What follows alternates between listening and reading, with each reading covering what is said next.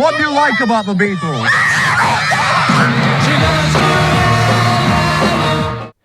The Martin Scorsese-produced Beatles 64 superbly brings to life the group's first all-conquering visit to the US, restored and upscaled to 4K with the sound demixed and remixed. This historic footage has never sounded or looked so good.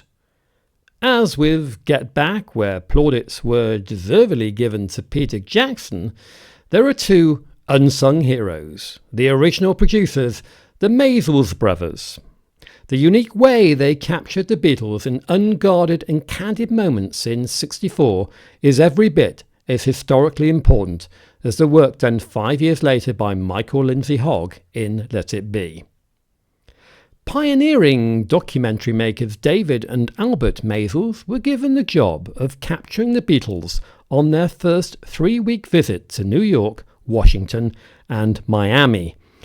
Their work was informed by their backgrounds in psychology and active service in World War II. David then worked as a production assistant on the Marilyn Monroe movies Bus Stop and The Prince and the Showgirl. When the glamour of Hollywood wore off, he teamed up with his brother Albert to shoot 2 documentaries behind the Iron Curtain, one airing on NBC. By 1962, the brothers had set up their own company, Maysles Films. This pioneered fly-on-the-wall filmmaking using new, lightweight, mobile technology which could synchronize sound.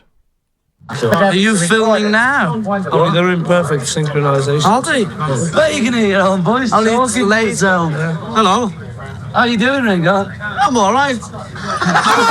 In February '64, British TV company Granada contracted the brothers to film the Beatles' first visit to America for a 30-minute TV special to air in Britain the following month.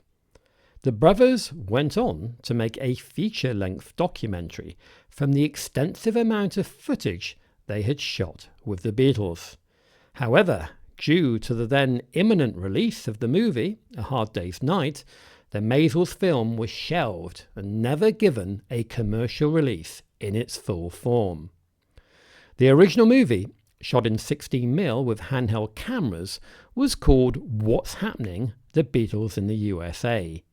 It was only ever broadcast once, on the 13th of November 1964, as a special episode of the CBS variety show The Entertainer. Despite the script for A Hard Day's Night being written well before the Maysles movie, it's amazing how alike each film captures the humour and intimacy of the Beatles and the surrounding frenzy.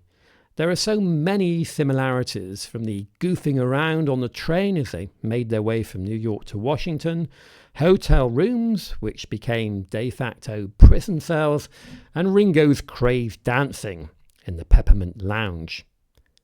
One of the reasons that What's Happening? The Beatles in the USA was rarely shown was that the Maysles didn't have a variety of rights. This was taken care of when Apple took ownership of the actual Maysles negatives, resulting in a completely different edit released in 1991 entitled The Beatles, the First US Visit. And now in 2024 we have yet another reworking entitled Beatles 64.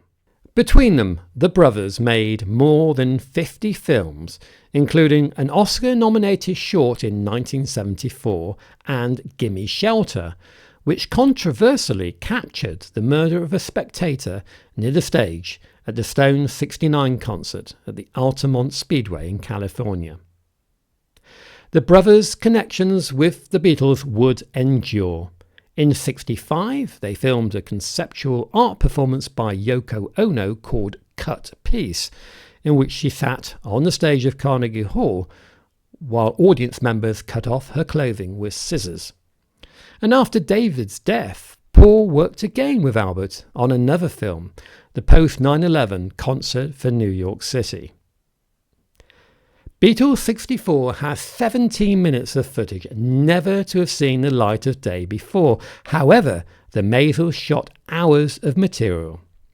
Let's hope that one day Apple, in their wisdom, releases a restored version of the original groundbreaking edit of What's Happening, the Beatles in the USA, plus more of the brothers' footage. This would make a fitting tribute to two pioneers who were greatly missed and a key part of Beatles' legacy.